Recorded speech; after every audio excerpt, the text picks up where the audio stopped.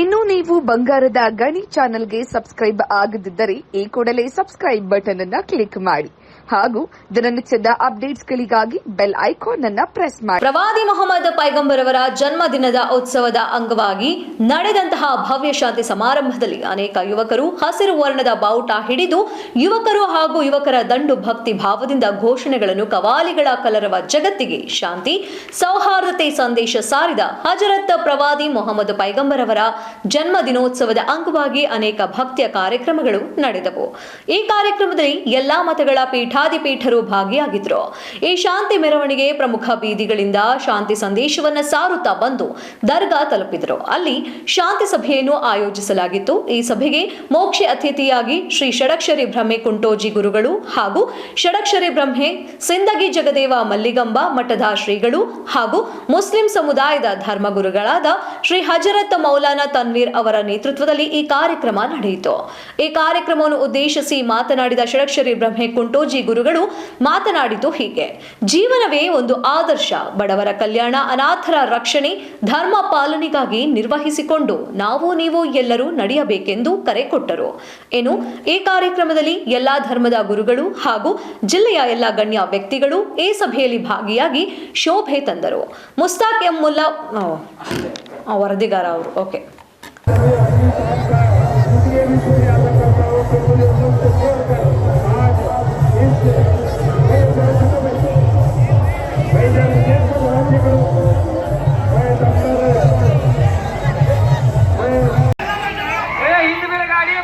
Right बढ़ सको okay जे हां साथ तो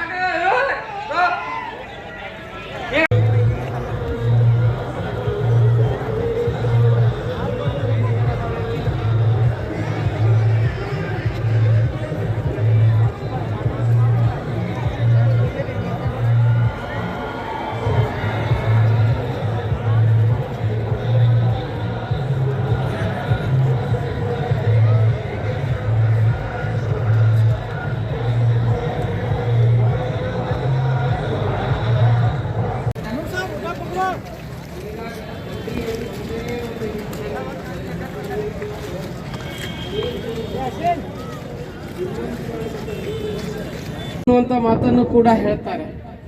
ಹಿಂಗ ಅವ್ರು ಬಹುಶಃ ಹೆಂಗ್ ಬಂದ್ರು ಅಂತ ಕೇಳಿದ್ರೆ ಈ ಲೋಕಕ್ಕೆ ಇವತ್ತು ನೀವೆಲ್ಲ ಒಬ್ಬ ಮೊಹಮ್ಮದ್ ಪೈಗಂಬರ್ ಹುಟ್ಟಿದಕ್ಕೆ ನೀವೆಲ್ಲರೂ ಕೂಡಿರಿ. ಇವತ್ತು ಯಾಕೆ ಅವರು ಒಬ್ಬ ಮಹಾತ್ಮ ಹುಟ್ಟುದ್ರಿಂದ ಈ ಜಗತ್ತಿಗೆ ಆಗಮಿಸಿರುವ ಗೌರವಾನ್ವಿತ ಪರಮ ಪೂಜ್ಯ ಜಾಫರ್ ಬಾಬಾಜಿ ಅವರಿಗೂ ಈಗ ಗೌರವ ಸಮರ್ಪಣೆ ಸಂತ ಇದೆ. ಈಗ ಪೂಜ್ಯರಿಂದ ನುಡಿಮುತ್ತುಗಳು. आप तशरीफ लाएं, मुख्तसर से वक्त में अपने ख्यालात का इजहार करें. माइक पर मौलाना अबू बकर तैयबी साहब.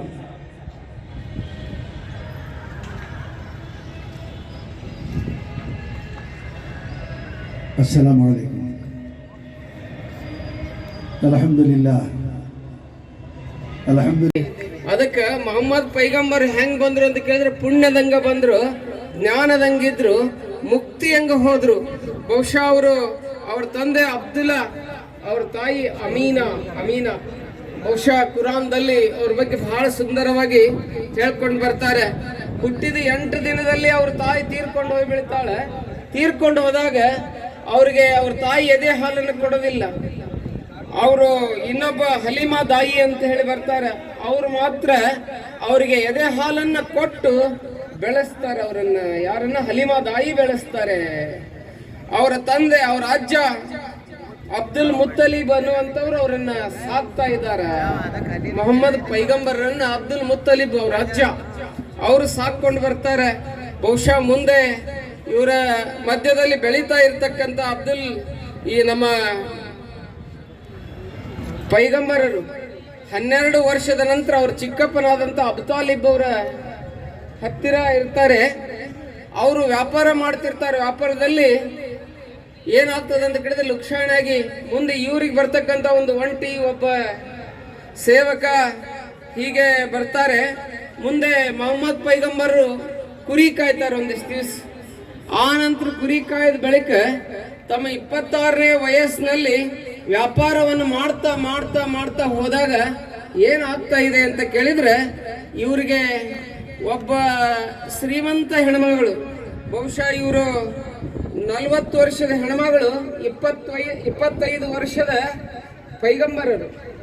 ಬಹಳ ಇವರಿಗೆ سيئات أعمالنا من يهده الله فلا مضل له ومن يضلله فلا هادي له ونشهد أن لا إله إلا الله وحده لا شريك له ونشهد أن سيدنا ومولانا محمدا عبده ورسوله صلوات الله وسلامه عليه وعلى آله وأصحابه أجمعين. प्यारे भाइयों, अजीज़ों, बुज़ुर्गों और से स्टेज पर बराजिमान आयान बलद और उलमाए किराम, आज का दिन हमारे लिए इंतहाई मसरत और खुशी का दिन रहा है. अस्सलाम वालेकुम. हज़रात गिरामी, आज सुबह ठीक 10 बजे से आका करीम सल्लल्लाहु हुज़ूर पाक सल्लल्लाहु अलैहि वसल्लम जैसे जैसे आगे बढ़ते गए, अपनी उम्र के स्टेज में आगे बढ़ते गए, तो 40 साल की उम्र में अल्लाह पाक ने उन्हें नबूवत अता फरमाई. उसका वाक़या है पूरा, बुखारी शरीफ में भी है और दूसरी किताबों में भी है कि आप फरमाते हैं कि मैं गारे हिरा में था, मैंने देखा कि ज़मीन आसमान के दरमियान में एक कुर्सी है, कुर्सी पर एक आदमी बैठा हुआ है और वो कुर्सी नीचे उतरी हत्ता के गार के दहाने के पास टिकी. चुनाचे वो जो उतर के आया उसने कहा कि इक़रा. मैंने कहा कि माँ अना बिकारी, मैं पढ़ना लिखना नहीं जानता हूँ. उसने ಕಡೆಗೀಲು ಬಂಡಿಗೆ ಆಧಾರ ಕಡುದರ್ಪವೇರಿದ ಈ ಒಡಲೆಂಬ ಬಂಡಿಗೆ ಮೃಡನ ಶರಣರ ನುಡಿ ಗಡಣವೇ ಕಡೆಗೀಲು ಕಾಣ ರಾಮನಾಥ. ಸಕಲ ಜೀವಾತ್ಮರಿಗೆ ಲೇಸನ್ನೇ ಬಯಸಿ ಮಾನವ ಕುಲಕ್ಕೆ ಕಲ್ಯಾಣದ ಮಾರ್ಗವ ತೋರಿರುವ ಇಷ್ಟಲಿಂಗ ಜನಕ, ಭಕ್ತಿ ಭಂಡಾರಿ, ಮನುಕುಲದ ಸಾಂಸ್ಕೃತಿಕ ನಾಯಕ, ಸಮತಾ ತತ್ವದ ಹರಿಕಾರ ಅಪ್ಪ ಬಸವ ತಂದೆಗಳ ದಿವ್ಯ ಚೇತನವನ್ನು ಸ್ಮರಿಸಿ ಅದೇ ಮಹಾಬೆಳಗಿನಲ್ಲಿ ಬೆಳಕಾಗಿರುವ ಜಗದ ಎಲ್ಲ ಶರಣರ, ಸಂತರ, ಮಹಾಂತರ, ಸಾಧು ಸತ್ಪುರುಷರ ಶ್ರೀಪಾದಗಳಿಗೆ ಹೆಣೆಮಣಿದು ಜಗತ್ತಿನಲ್ಲಿ ಶಾಂತಿ, ಏಕತೆ, ಸಮಾನತೆಗಾಗಿ ತಾವು ಬದುಕಿ ಆದರ್ಶವಾದಂತಹ ಒಂದು ಧರ್ಮವನ್ನು ನೀಡಿದಂತಹ ಮೊಹಮ್ಮದ್ ಪೈಗಂಬರ್ ಸಾಹೇಬರ ಹುಟ್ಟುಹಬ್ಬದ ನಿಮಿತ್ತವಾಗಿ ಇವತ್ತಿನ ಈ ಭವ್ಯವಾದ ಮೆರವಣಿಗೆ 11 ಗಂಟೆಯಿಂದ ಸಾಯಂಕಾಲ 5-5:30 ಗಂಟೆವರೆಗೂ ಮೆರವಣಿಗೆಯಲ್ಲಿ ಭಾಗಿಯಾದಂಥ ಈ ವೇದಿಕೆಯ ಮೇಲೆ ಆಸೀನರಾದಂಥ ಆದಿಲ್ಶಾಹಿ ಅವರ ರಾಜಗುರುಗಳೂ ಆದಂತಹ ಪರಮ ಪೂಜ್ಯರಲ್ಲಿ ಶರಣಾರ್ಥಿಗಳನ್ನು ಹೇಳುತ್ತಾ, ಇದೀಗ ತಾನೇ ತಮ್ಮ ನುಡಿಮುತ್ತುಗಳನ್ನು ಹೇಳಿ ದಯಮಾಡಿಸಿದ ಸಿಂದಗಿಯ ಜಗದೇವ ಮೌಲ್ಯಬಂಬದ ಮಠದ ಪೀಠಾಧಿಪತಿಗಳಲ್ಲಿ ಶರಣಾರ್ಥಿಗಳನ್ನು ಹೇಳುತ್ತಾ, ಅದೇ ತೇರನಾಗಿ ವೇದಿಕೆಯ ಮೇಲಿನ ಎಲ್ಲ ಶರಣರಲ್ಲಿ, ಸಂತರಲ್ಲಿ, ಸಾಧು ಸತ್ಪುರುಷರಲ್ಲಿ ಶರಣಾರ್ಥಿಗಳನ್ನು ಹೇಳುತ್ತಾ, ಬಸವ ಸ್ವರೂಪರು, ಮೊಹಮ್ಮದ್ ಪೈಗಂಬರರ ಸ್ವರೂಪರೇ ಆದಂತಹ ಎಲ್ಲ ಶರಣರೇ, ಮುದ್ದು ಮಕ್ಕಳೇ, ಎಲ್ಲರಿಗೂ ಶರಣಾರ್ಥಿ. ಒಂದು ಸಕಲೇಶ ಮಾದರಸರು ಒಂದು ವಚನ ಹೇಳ್ತಾರೆ, ಆಶೆಯಿಂದ ಬಿಟ್ಟು ಹಿರಿಯರಿಲ್ಲ, ನಿರಾಶೆಯಿಂದ ಬಿಟ್ಟು ಹಿರಿಯರಿಲ್ಲ, ದಯೆಯಿಂದ ಬಿಟ್ಟು ಧರ್ಮವಿಲ್ಲ, ವಿಚಾರಿಯಿಂದ ಬಿಟ್ಟು ಸಹಾಯಿಗಳಿಲ್ಲ, ಸಚರಾಚರಕ್ಕೆಲ್ಲ ಸಕಲೇಶ್ವರ ದೇವರಿಂದ ಬಿಟ್ಟು ಅನ್ಯ ದೈವವಿಲ್ಲ ಅಂತ ಹೇಳ್ತಾರೆ. ಅಂದ್ರೆ ಇದರ ಗೊತ್ತೈತಿ, ಆಸೆಗಿಂತ ಸಾವಿರದ ಜಗತ್ತಿಗೆ ಯಾವುದೂ ಇಲ್ಲ, ನಿರಾಶೆಗಿಂತ ದೊಡ್ಡದು ಯಾವುದೂ ಇಲ್ಲ, ದಯೆಗಿಂತ ಧರ್ಮ ಇನ್ನೊಂದಿಲ್ಲ. ಮತ್ತು ವಿಚಾರಿಯಿಂದ ಬಿಟ್ಟು ಯಾರು ನಮ್ಗೆ ಸಹಾಯ ಮಾಡ್ತಾರೆ, ಯಾರೇ ಸಹಾಯ ಮಾಡ್ತಾರ ಅಂತ ಕಾಯ್ಕೋತ ಕುಂದ್ರಂಗಿಲ್ಲ. ನಮ್ಮ ವಿಚಾರವೇ ನಮ್ಗೆ ಸಹಾಯ ಮಾಡ್ತದೆ, ನಮ್ಮ ಸದ್ವಿಚಾರಗಳೇ ನಮ್ಗೆ ಸಹಕಾರಿಯಾಗಿರ್ತವು ಅಂತೇಳಿ ಸಕಲೇಶ್ವರ ದೇವರು ಹೇಳಿ ಕೊನೆಗೊಂದು ಮಾತು ಹೇಳ್ತಾರೆ. ಏನು ಹೇಳ್ತಾರ? ಸಚರಾಚರಕ್ಕೆಲ್ಲ ಕಲ್ಮಾ ಇಳಿದು ಬರ್ತವೆ. ಆ ಕಲ್ಮಾನೇ ಏನು ಅಂತ ಕೇಳಿದ್ರೆ ಕುರಾನ್ ಅಂತ ಹೇಳಿ ಈ ನಾಡಿನಲ್ಲಿ, ದೇಶದಲ್ಲಿ, ಈ ಪ್ರಪಂಚದಲ್ಲಿ ಹೆಸರನ್ನು ಪಡ್ಕೊಂಡು ಬರ್ತದೆ.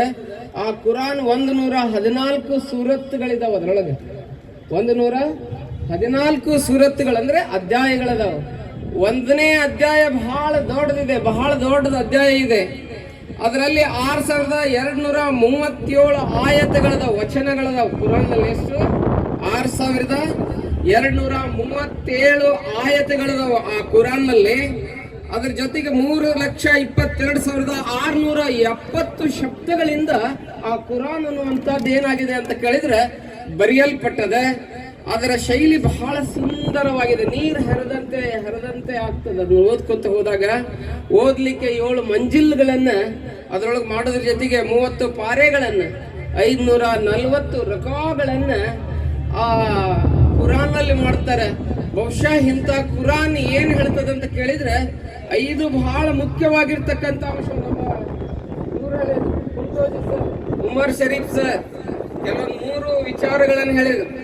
ಬಹುಶಃ ನಾನು ಅದನ್ನ ಹೇಳಂಗಿಲ್ಲ. ಬಹುಶಃ ಕುರಾನ್ ನಲ್ಲಿ ಬಹಳ ಮಹತ್ವ ಕೊಟ್ಟಿದ್ದು ಅಂತ ಕೇಳಿದ್ರೆ ಜನ್ನತ್ ಎಲ್ಲಿದೆ ಅಂತ ಕೇಳಿದ್ರೆ ತಾಯಿ ಪಾದದಲ್ಲಿದೆ ಅಂತ ಹೇಳಿದಂತ ತಾಯಿಗೆ ಮಹತ್ವವನ್ನು ಕೊಟ್ಟಂತ ಯಾರಾದ್ರೂ ಪುಣ್ಯಾತ್ಮರು ಈ ಜಗತ್ತಿನಲ್ಲಿ ಆಗಿ ಹೋಗಿದ್ರೆ ಅವರು ಮೊಹಮ್ಮದ್ ಪೈಗಂಬರರು. ನಾವು ಎಲ್ಲೆಲ್ಲೋ ಮೋಕ್ಷ ಹುಡುಕಾಡಕ್ ಹೋಗ್ತೀವಿ. ನಮ್ಮ ತಾಯಿನ ಇಲ್ಲೇ ಮನ್ಯಾಗ ಎಲ್ಲೋ ಬಳಲಿಸಿ ಆಕಿಗೆ ನೊಯ್ಯಿಸಿ ಹೋಗಿ 5 ಹೊತ್ತು ಬಾಂಗ್ ನಮಾಜ್ ಮಾಡ್ತೀವಿ. ಅಲ್ಲೆಲ್ಲ ಕಾಣಂಗಿಲ್ಲ. ಎಲ್ಲಿ ಕಾಣ್ತಾನ ಅಂತ ಕೇಳಿದ್ರೆ ತಾಯಿ ಪಾದದಾಗ ಅಲ್ಲ ಅದಾನ ಅಂತ ಹೇಳಿ ಮೊಟ್ಟ ಮೊದಲು ತಾಯಿಯನ್ನ ದೇವತಾ ಸ್ಥಾನಕ್ಕೆ ಏರಿಸಿದವರು ಯಾರು ಅಂತ ಕೇಳಿದ್ರೆ ಮೊಹಮ್ಮದ್ ಪೈಗಂಬರರು ಅನ್ನುವಂಥದ್ದನ್ನ ಬಹಳ ಸುಂದರವಾಗಿ ಬಹುಶಃ ಹೇಳ್ತಾರೆ.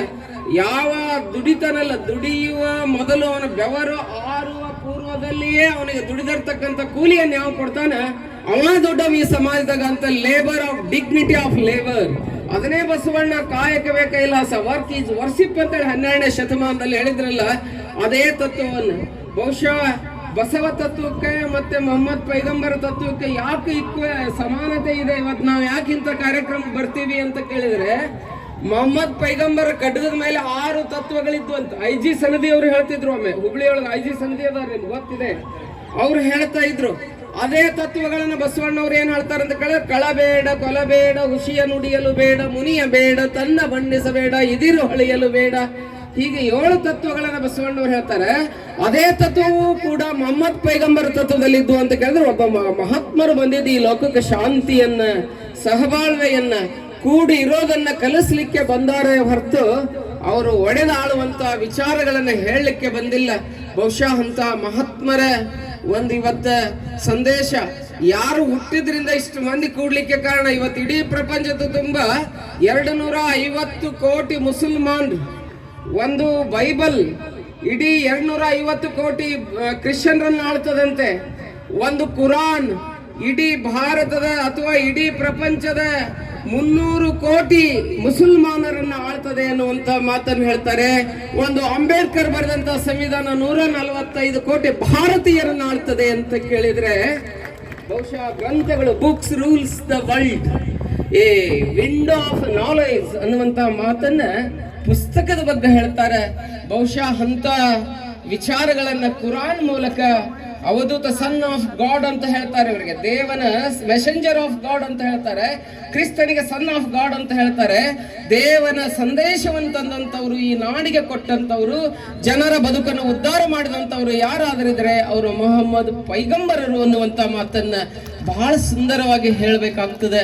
ಎಲ್ಲರಿಗೂ ಕೂಡಿರ್ಲಿಕ್ಕೆ ಮನುಷ್ಯ ಕುಲಂ ತಾನೊಂದೇ ಒಲಂ, ಮನುಷ್ಯ ಅಂದಾಗ ಒಂದು ಹೆಣ್ಣಿದೆ, ಒಂದು ಗಂಡಿದೆ, ಆ 2 ಜಾತಿ ಅನ್ನುವಂಥದ್ದನ್ನ ಕಲಿಸಿಕೊಟ್ಟಂತವ್ರು, ನಡೆಯುವ ನೆಲ, ಕುಡಿಯುವ ಜಲ, ಉಸಿರಾಡಿಸುವ ಗಾಳಿ ಒಂದೇ ಇದೆ ಅಂತ ಹೇಳಿ ಈ ನಾಡಿಗೆ ಮನುಷ್ಯ ಧರ್ಮವನ್ನು ಕೊಟ್ಟೋದಂತವ್ರು ಯಾರು ಅಂತ ಕೇಳಿದ್ರೆ ಮೊಹಮ್ಮದ್ ಪೈಗಂಬರರು ಅನ್ನುವಂತ ಮಾತನ್ನು ಈ ಸಂದರ್ಭದಲ್ಲಿ ತಿಳಿಸ್ತಾ ತಮ್ಮೆಲ್ಲರಿಗೆ ನಮಸ್ಕಾರಗಳನ್ನು ಹೇಳಿ ನಾನು ಮತ್ತೊಂದು ಕಾರ್ಯಕ್ರಮಕ್ಕೆ ಹೋಗ್ಬೇಕಾಗಿದೆ.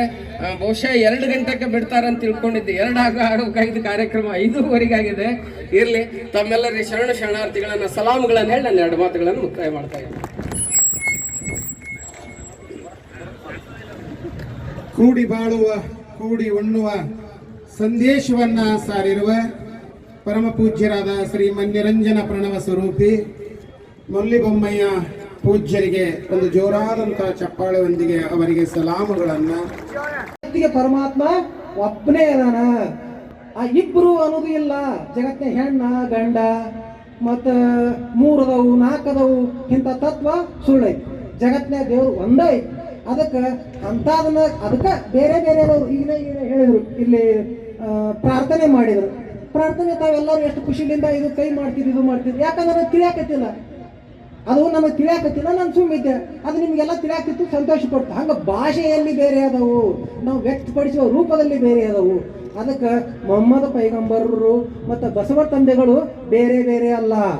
ಮೊಹಮ್ಮದ್ ಪೈಗಂಬರರು 7ನೇ ಶತಮಾನದಲ್ಲಿ ಬಂದು ಜಗತ್ತಿನೊಳಗೆ ಏನು ಸಾರಿ ಹೋಗ್ಯಾರ, ಏನು ಬಿತ್ತಿ ಹೋಗ್ಯಾರ, ಅದನ್ನೇ ಮುಂದೆ 12ನೇ ಶತಮಾನದಾಗ ಬಸವಣ್ಣನವರು ಬಂದು ಅದನ್ನೇ ಸಾರಿ ಹೋಗ್ಯಾರ. ಮೊಹಮ್ಮದ್ ಪೈಗಂಬರ ಮುಖ್ಯವಾದಂಥ ಒಂದು ಸಂದೇಶ ಏನಪ್ಪ ಅಂದ್ರೆ ಅಲ್ಲಾ ಏಕ್ ಹೈ, ಅಲ್ಲಾ ನೂರ್ ಹೈ, ದೇವರು ಒಬ್ಬನೇ ಅದಾನ. ಬಸವ ತಂದೆಗಳು ಅದೇ ಹೇಳ್ಯಾರ, ದೇವರು ಒಬ್ಬನೇ ಅದಾನ. ಆದರೂ ಇದು ನಮ್ಮ ಭಾರತೀಯ ಮಣ್ಣು ಏನೈತಿಪ್ಪ ಅಂದ್ರೆ ಇಲ್ಲಿ ಹೆಂಗೈತಪ್ಪ ಅಂದ್ರೆ ಮಣ್ಣು ದೈವ, ಮರ ದೈವ, ಕಸಬರಿಗೆ ದೈವ, ಬಾಗಿಲಿನ ಕಲ್ಲು ದೈವ, ಗಿಣ್ಣಿನ ದೈವ, ಬಟ್ಟಲು ದೈವ, ದೈವ ದೈವ ದೈವ ಎಂದು ಕಾಲಿಡಲಿಲ್ಲ. ಕಾಲಿಡಾಗ ಜಗನೇ ಇಲ್ಲಪ್ಪ, ಹಂಗೆ ಮಾಡ್ಕೊಂಡು ಕೂತು ಬಿಟ್ಟೇವೆ. ಅದಕ್ಕೆ ಮತ್ತು ನಾ ಇದನ್ನು ಹುಡುಕಿದವ್ರಿಗೆಲ್ಲ ನಿಮಗೂ ಹೇಳಾಕತ್ತೀನಿ, ನೀವು ಏನು ಆಗ್ತೀರಿ ಗೊತ್ತೈತೇನ? ನೀವು ಏಕಾದಶಿ ದೇವೋಪಾಸನೆಯನ್ನು ಭಾಳ ಮಂದಿ ಬಿಡಾಕತ್ತಾರೆ ಅಪ್ಪ ಅವ್ರೆ. ನಾನು ಭಾಳ ಕಡೆ ಹೋದಾಗ ಹೇಳ್ತಿರ್ತೀನಿ, ಅದಕ್ಕೆ ಕಡ್ಡಾಯವಾಗಿ ಏಕದೇವೋಪಾಸನೆಯನ್ನು ಮಾಡಿ. ನಿಮ್ಮ ನಂಬಿಕೆಗೆ ಎಂದೂ ಮೋಸ ಆಗುವುದಿಲ್ಲ. ಕಡ್ಡಾಯವಾಗಿ ದೇವೋಪಾಸನೆಯನ್ನು ಮಾಡೋಣ. ಆ ಪರಮಾತ್ಮನ ಆಶೀರ್ವಾದ ನಾವು ಪಡೆಯೋಣ. ಮೊಹಮ್ಮದ್ ಪೈಗಂಬರರು ನೋಡ್ರಿ, ಅವ್ರು ಎಷ್ಟೊಂದು ಏಕದೇವೋಪಾಸ ತತ್ವನಿಷ್ಠರಾಗಿದ್ರಂದ್ರೆ ಅವರ ಕೊನೆಯ ಹೆಂಡತಿ ಸಣ್ಣ ಹುಡುಗಿ ಅವ್ರ ಅಪ್ಪ ಬಂದತ್, ಮಗಳು ಹೆಂಗದ ನೋಡಕ್ ಬಂದತ್. ಮನೆಗೆ ಬಂದಾಗ ಬಾಪ ಬಾಪ ಬಾಪ ಅವನ ಹಿಂಗೆ ಹೋಗಿ ಕುಂದ್ರಾಕ್ ಹೋದ್ರತ್ತ. ಕುಂದ್ರಾಕ್ ಹೋಗೋಣ ಪಟ್ಟನೆ ಅವ್ರ ಅಪ್ಪನ ಕುರ್ಚಿ ಮೇಲೆ ಆಸನ ತೆಗೆದುಬಿಟ್ಲತ್ತ. ಅವ ಕೂತ್ನತ್ತ, ಯಾಕವಾ ಮಗಳ ಮತ್ತು ನನಗ್ಯಾಕ ಆಸನ ತೆಗದಿ? ಇಂಥ ರತ್ನ ಖಚಿತವಾದ ಕುರ್ಚಿ ಐತಿ, ಆ ಕುರ್ಚಿ ಮೇಲೆ ಕುಂದ್ರತೇಳಿ ಆಸನ ಯಾಕೆ ತೆಗದಿ ಅನ್ನ? ಇದು ಕಡ್ಡಾಯವಾಗಿ ಏಕದೇವೋಪಾಸನೆಯನ್ನು ಆಚರಿಸುವಂತಹ ಮೊಹಮ್ಮದ್ ಪೈಗಂಬರಪ್ಪ ಅವ್ರು ಕುಂದಿರುವಂಥ ಜಾಗ ಐತಿ. ಇದು ಅವ್ರ ಆಸನ ಐತಿ. ನೀ ನಮ್ಮ ಅಪ್ಪ ಎಂಥವದೀಪ ಅಂದ್ರೆ ನಿನಗೆ ಒಂದೇ ದೇವ್ರು ಇಲ್ಲ, ಹಲವು ದೈವ ಪೂಜೆ ಮಾಡ್ತೀಪ್ಪ, ನೀ ಅವ್ರಿಗೆ ಸಮಾನ ಆಗೋದಿಲ್ಲ, ಅದಕ್ಕೆ ಈ ಆಸನ ತೆಗೆದೇ ಆಗ್ತದೆ. ಅದಕ್ಕೆ ಇದು ಒಂದೇ ಮಾತಿನ ಮೇಲೆ ನಾವೆಲ್ಲರೂ ತಿಳ್ಕೋಬೇಕು, ಕಡ್ಡಾಯವಾಗಿ ಏಕದೇವೋಪಾಸನೆಯನ್ನು ಮಾಡಬೇಕು. ಅದಕ್ಕೆ ಜಗತ್ತಿನಲ್ಲಿ ಶಾಂತಿ ಪ್ರೀತಿ ಬೆಳ್ಕೊಂಡು ಹೋಗ್ಬೇಕು. ಅದಕ್ಕೆ ಹೇಳ್ತಾರೆ, ಜಗತ್ತಿನಲ್ಲಿ ಈ ಧರ್ಮ ಬೆಳೆಸಬೇಕಾದ್ರೆ, ಶಾಂತಿ ಬೆಳೆಸಬೇಕಾದ್ರೆ ಜಗತ್ತಿಗೆ ಈಗ ಶಾಂತಿಯ ಅವಶ್ಯಕತೆ ಭಾಳ ಐತಿ. ಶಾಂತಿಯ ಅವಶ್ಯಕತೆ ಭಾಳ ಐತಂದ್ರೆ ನಾವು ಜಗತ್ತನ್ನು ಗೆಲ್ಲಬೇಕಾಗಿದೆ. ಜಗತ್ತನ್ನು ಹೆಂಗೆ ಗೆಲ್ಲಬಹುದಂದ್ರೆ ಪ್ರೇಮದಿಂದ ಗೆಲ್ಲಬಹುದು. ಪ್ಯಾರ್ ಪತ್ತರ ಕೋವಿ ಬಿ ಪಾನಿ ಬನಾತಾ ಹೈ. ಪ್ರೀತಿ ಪತ್ತರವನ್ನು, ಕಲ್ಲನ್ನು ಸಹಿತ ನೀರು ಮಾಡ್ತೈತೆ. ಹಂಗೆ ನಾವು ಪ್ರೀತಿಯಿಂದ ಜಗತ್ತನ್ನು ಗೆದ್ದು ವಿಶ್ವ ಸಂದೇಶವನ್ನು ಸಾರೋಣ. ಮೊಹಮ್ಮದ್ ಪೈಗಂಬರರು ಯಾವ ಥರ ಬದುಕಿ ಹೋಗ್ಯಾರ ಅದೇ ಥರ ನಾವೆಲ್ಲರೂ ಬದುಕೋಣ. ಈಗೇನು ಮೊಹಮ್ಮದ್ ಪೈಗಂಬರು ಇಲ್ಲ ತಿಳ್ಕೊಬೇಡ್ರಿ, ಅವ್ರೆಲ್ಲರೂ ಎಲ್ಲದಾರ? ನಿಮ್ಮ ಸ್ವರೂಪದಾಗೆ ಅದಾರ. ಅವ್ರು ಏನು ತಮ್ಮ ಜೀವನದೊಳಗೆ ಸಂದೇಶ ಕೊಟ್ಟಲ್ಲ, ಆ ಸಂದೇಶದೊಳಗೆ ಅವ್ರು ಅದಾರ. ಆ ಸಂದೇಶದ ಪ್ರಕಾರ, ಬಸವಾದಿ ಶಿವಶರಣರ ವಚನಗಳ ಪ್ರಕಾರ ನಮ್ಮ ಜೀವನವನ್ನು ಸಾಗಿಸಿಕೊಂಡು ನಮ್ಮ ಜೀವನವನ್ನು ಪಾವನ ಮಾಡಿಕೊಳ್ಳೋಣ. ಎಲ್ಲರಿಗೂ ಶರಣವೂ ಶರಣಾರ್ಥಿಗಳು.